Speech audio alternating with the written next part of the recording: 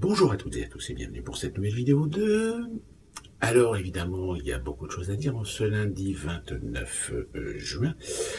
Bien évidemment, les municipales 2020, deuxième tour, on peut dire que là, c'est la foire à l'autosatisfaction, à la conviction absolue d'avoir eu des élections municipales tout à fait révélatrices de l'humeur, de l'intention aujourd'hui des Français. Alors qu'en réalité, quand on voit en comparatif avec les différentes élections municipales qui ont eu lieu précédemment, on est quand même sur un taux d'abstention quand même relativement énorme. Et d'ailleurs, la preuve en est, c'est que si vous regardez un peu pratiquement tous les médias et même les chaînes de télévision, sauf BFM, puisque BFM étant en grève, ben, manque de bol pour eux, ils n'ont pas pu faire leur émission, leur grande soirée municipale deuxième tour. Ils se sont essentiellement concentrés sur la participation. Alors ce qui est quand même marrant parce qu'en règle générale, les élections, on parle de l'abstention. Or là, on parle de la participation. Ben oui, ben la participation, elle a été au départ de 37%, 15% à midi, 37% à 17h, et finalement on finit certainement en ayant tiré un petit peu au maximum des choses, hein, 40 ou 41%, ce qui fait 60% quand même hein, d'abstention. 60% d'abstention sur, alors je crois, hein, le chiffre que j'ai eu, c'est à peu près 16 millions de personnes qui ont été appelées aux urnes, puisque évidemment, au premier tour, il y a des maires qui ont été déjà élus dès le premier tour. Ben oui, mais quand même, c'est pas BZF, quoi. Je veux dire, être maire élu avec seulement moins de 50% des suffrages. Bon, il y a quand même des municipalités où ils ont quand même fait des scores non négligeables par rapport à ce qui restait encore en lice. Mais le fait est, c'est qu'aujourd'hui, on ne peut que constater que cette élection ne fait que confirmer ce qu'on savait déjà finalement, même si évidemment on retiendra la victoire des écolos. Alors attention, quand on dit écolo, à mettre un petit peu entre guillemets, parce qu'il y a quand même pas mal d'alliances, il y a quand même pas mal de gens de gauche qui se sont cachés un petit peu derrière le rideau dans des alliances pour permettre ces victoires. Alors évidemment, en effet, des grandes villes, hein, Lyon, Annecy, je crois il y a aussi, je ne sais plus quelle autre ville, enfin il y a un certain nombre de grandes villes qui sont tombées entre les mains des Verts, comme on pourrait dire. Le seul problème, c'est qu'encore une fois de plus, ces victoires sont acquises à des taux de participation relativement faibles. Et puis en plus de ça, et c'est là qu'on retrouve une certaine logique dans cette élection, c'est que finalement, les écologistes ont tout simplement capté l'électorat de gauche, c'est-à-dire l'électorat qui aurait pu voter socialiste, mais finalement, par déception, par dépit, etc., ont préféré finalement choisir de s'orienter plutôt vers les Verts. Donc en réalité, les Verts ont été élus grâce aux voix de la gauche urbaine, je dirais même intra-urbaine, intramuros, c'est-à-dire tout ce qui est véritablement quartier, quartier aisé, quartier bobo, comme on les appelle. On a aussi évidemment vu Hidalgo réélu à Paris. J'ai envie de dire, si vous êtes parisien, classe moyenne, etc., quittez cette capitale, allez vivre dans une autre grande ville ou une petite ville de province, parce que je pense que vivre à Paris va devenir un véritable calvaire si vous n'avez pas les moyens de vivre dans des beaux quartiers ultra sécurisés, etc. Évidemment, alors là, attention, c'est la grande catastrophe, puisque Louis Alliot, pour le Rassemblement national, a raflé la ville de Perpignan, donc ce qui fait qu'aujourd'hui le Rassemblement national a obtenu une grande ville de plus de 100 000 habitants. Alors là, évidemment, c'est la fin du monde. Parce que c'est un moyen aussi tout ça de parler du fait que on va éviter de parler du succès des En Marche,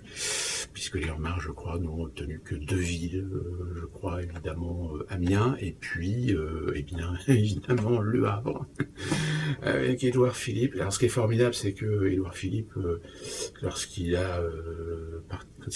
quitté ses fonctions, enfin il n'avait pas quitté ses fonctions, mais pour être Premier ministre, il avait quand même laissé derrière une grosse facture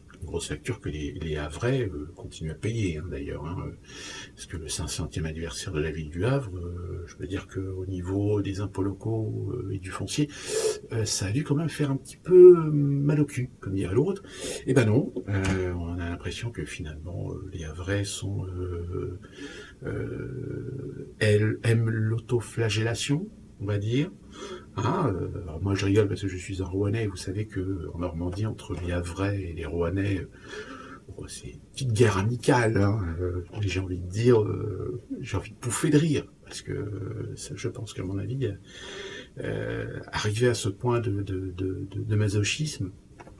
voilà, je crois qu'on en arrive à un point incompréhensible. Et donc, évidemment, le fait que Philippe a été élu maire du Havre, donc on s'attend avant la fin de la semaine à un remaniement, hein. Je pense qu'il n'y aura pas de surprise. Et oui, et donc, voilà, c'est évidemment aujourd'hui la preuve que nous sommes encore dans une progression de la déliquescence même de la structure même démocratique de la République, c'est-à-dire que la perte de confiance complète des Français envers même un certain nombre d'élus. Quand on voit aujourd'hui le nombre d'alliances, le nombre de coalitions qui ont finalement été élues parfois sur le fil du rasoir, il n'y a pas besoin de se poser de questions. Sans compter qu'évidemment, vous avez énormément de communes où on a pu constater que des candidats n'ont même pas osé estampiller leur candidature d'un certain nombre de partis. Donc il y en a qui vont avoir des surprises parce que certains ont été élus sous étiquette divers droite, on va dire. Divers droite, c'est un peu large. Et qui finalement vont se confirmer tôt ou tard étant républicains ou en marche. Et finalement, les gens qui avaient élu ces maires-là vont se dire, mais attendez, on a élu un maire divers droite, on n'a pas élu un maire en marche. Eh oui, mais il fallait réfléchir avant, mes bons enfants. Donc à partir de là, je pense que aujourd'hui, ce deuxième tour des municipales 2020 confirme bien qu'il y a une véritable déliquescence aujourd'hui de la République, il y a une perte totale de confiance envers les institutions, envers même le politicien de base local. Alors bon, il y a beaucoup de maires qui ont été réélus parce que ce sont quand même, quelles que soient les tickets politiques, des maires qui sont appréciés pour le travail qu'ils font au sein de leur commune, plus particulièrement pour vraiment les petites villes, les petits villages, etc. Mais voilà, on est encore une fois de plus en face d'une réalité que les médias et nos politiques vont essayer de cacher. Deuxième chose que je voulais vous dire concernant les Black Lives Matter, comme j'en m'en doutais, comme j'en l'avais dit, le fait que le mouvement Black Lives Matter a démarré sur les chapeaux de roue, mais de façon un peu trop excessive, aujourd'hui, on est en train de voir un dégonflement aux États-Unis. Dégonflement qui, si vous avez vu ma vidéo sur l'intervention d'Obama lors du meeting de Joe Biden, ce qu'on appelle la levée de fonds, hein, j'avais oublié de le préciser dans ma vidéo, on se rend compte que là, il y a quelque chose qui est en train de se passer aux États-Unis. Alors ça n'empêche pas qu'il y a toujours des mouvements qui font pression sur les autorités, qui font pression sur les institutions pour lutter contre le racisme, contre les violences policières et surtout, il y a aujourd'hui une focalisation évidemment contre la culture sudiste. Là, hier, on a appris que le conseil, on peut appeler ça le Conseil d'État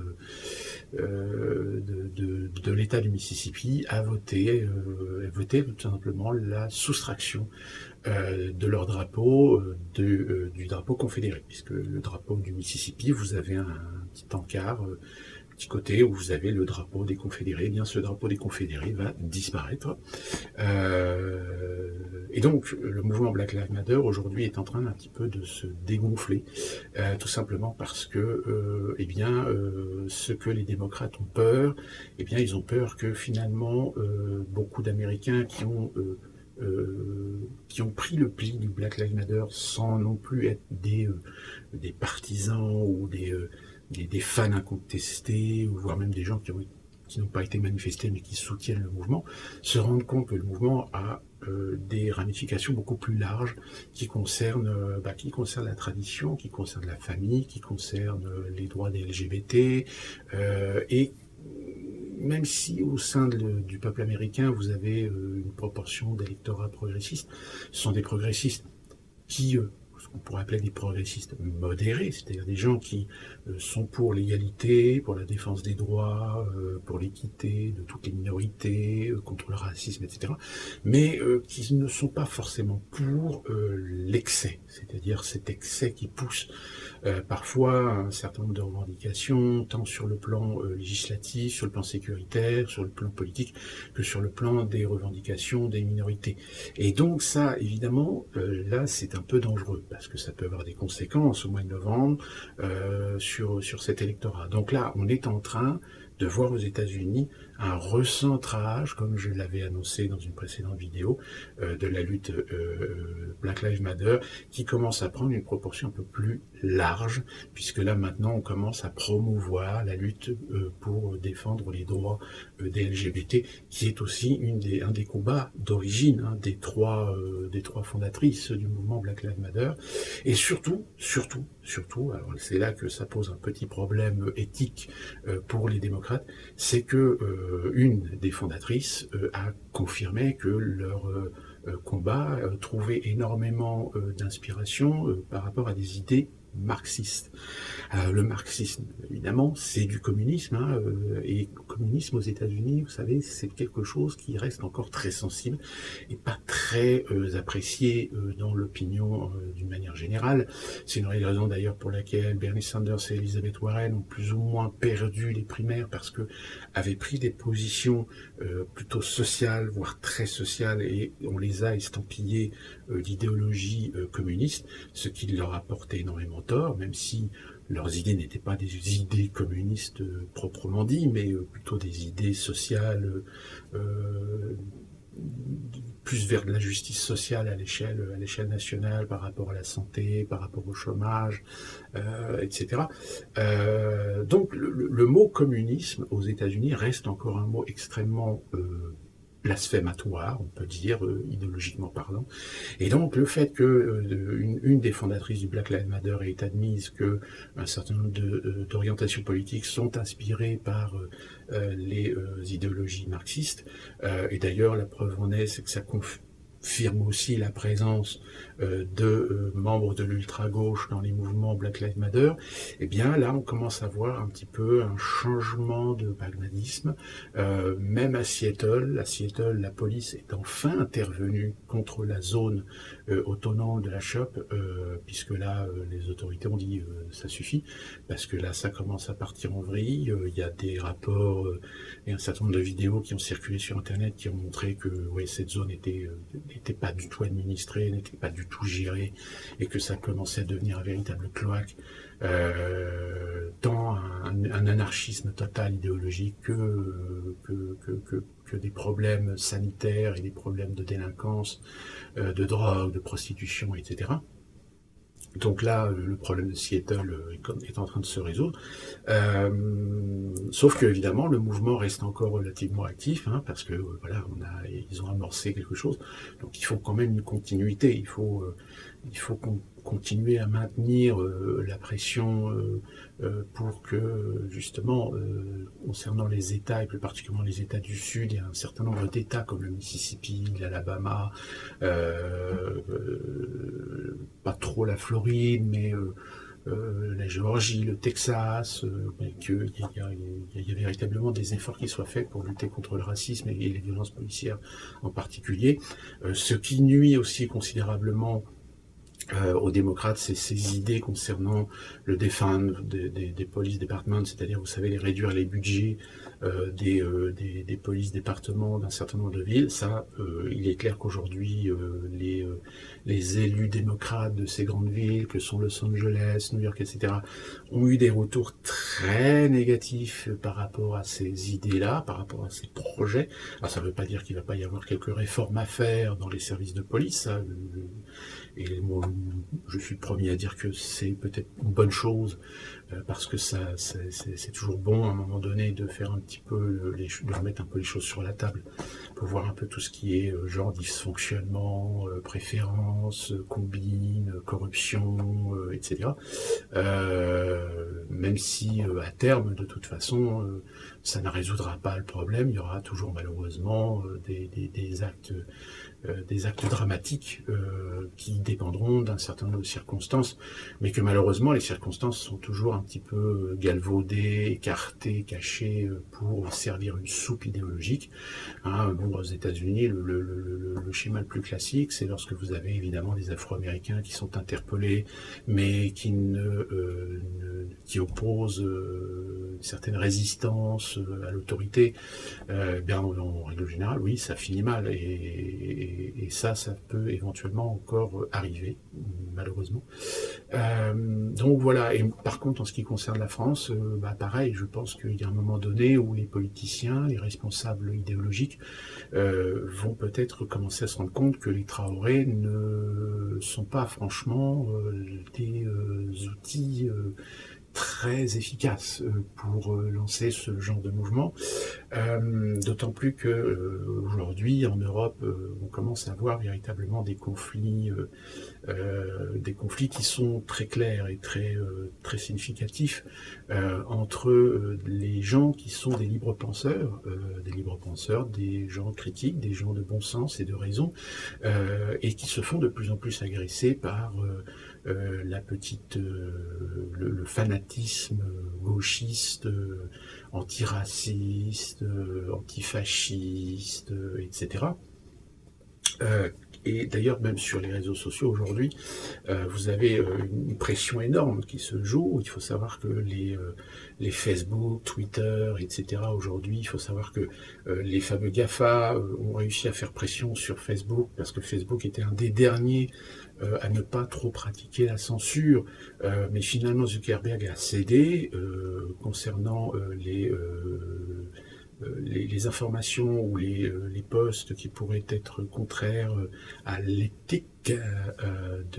du réseau social, et plus particulièrement visé, c'est évidemment la promotion et les discours haineux qui peuvent entrer en ligne de compte pendant la campagne présidentielle de Joe Biden contre Trump.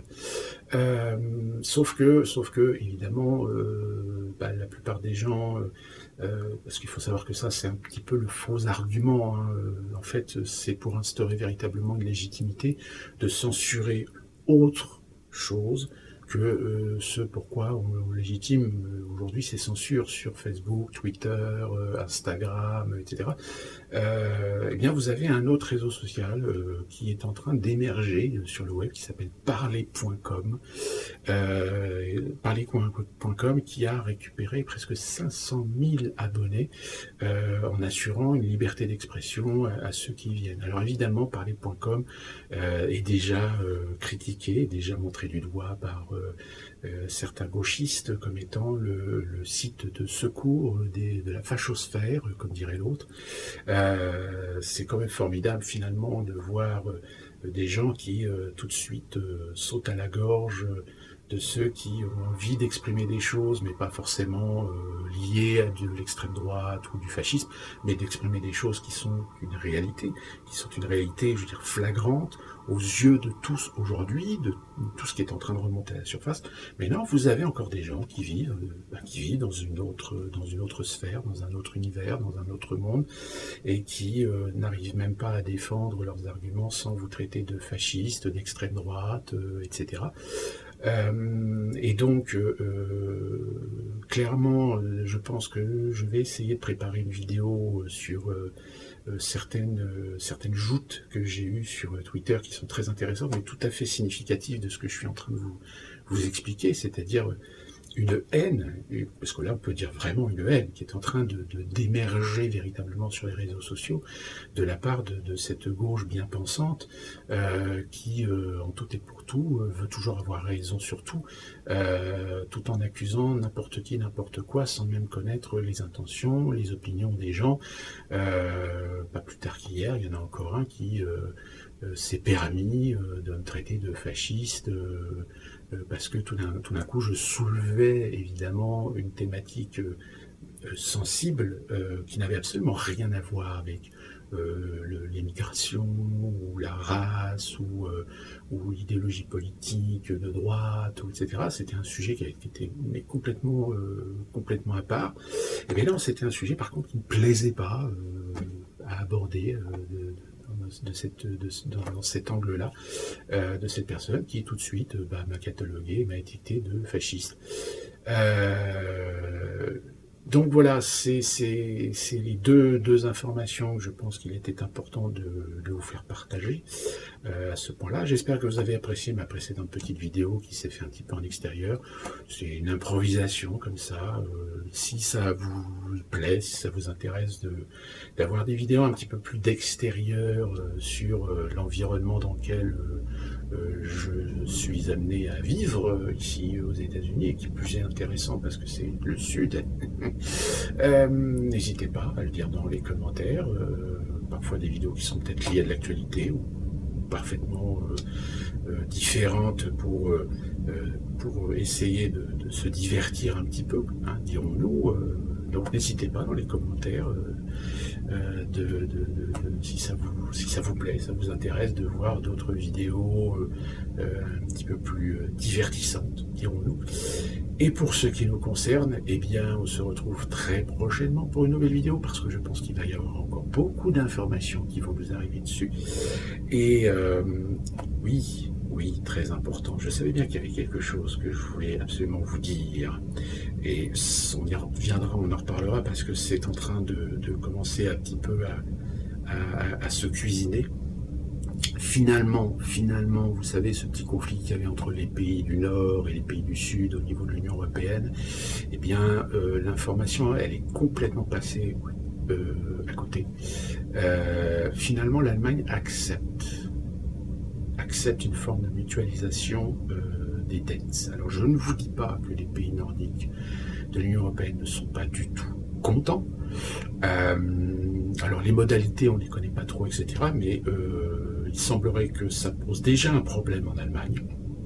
tout simplement parce que vous avez une sorte de cour suprême allemande, je me souviens plus du nom parce que c'est de l'allemand,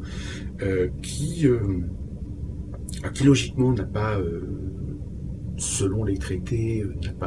plus l'autorité sur les décisions de l'Union européenne, mais là, il se trouve que cette cour constitutionnelle, hein, c'est un peu le même style que ce qu'on a en France, eh bien, exige des explications, exiger des documents de la part de l'Union européenne pour vérifier si les décisions et la gestion au niveau de la BCE, puisque c'est la BCE, donc cette cour a demandé les documents, eh bien, servaient les intérêts finalement de l'Allemagne. Donc c'est-à-dire que là vous avez une sorte de souveraineté juridique constitutionnelle qui est en train de se remettre au-dessus de l'institution même de l'Union européenne par le biais de la BCE. Voilà, je ne sais pas ce que vous en pensez. Moi, j'en pense que, à mon avis, l'état de l'Union européenne est bien plus grave économiquement que ce qu'on pensait, que l'euro, peut-être si ça se trouve, on a failli la catastrophe il y a dans les jours précédents, parce que pour que l'Allemagne finalement accepte ce qui est la proposition de mutualiser plus ou moins les dettes de l'Union européenne pour sauver l'Union et sauver les pays qui évidemment ont subi le Covid de plein fouet, eh bien voilà, il y a un changement d'avis, retournement de veste un peu bizarre, sauf qu'évidemment les pays du Nord voudront avoir certainement une mainmise sur les pays du Sud, et déjà l'Italie, apparemment il y a une friction avec l'Italie, l'Italie qui a voulu réaffirmer qu'elle avait l'intention de bien préserver sa souveraineté budgétaire, sa souveraineté financière, sa souveraineté économique, et qu'elle n'avait pas l'intention de se laisser dicter des ordres de la part de la BCE via l'Union européenne, via évidemment l'Allemagne, leadership, etc. Donc on y reviendra certainement. C'était une information très importante parce que j'ai essayé de regarder un petit peu dans les médias,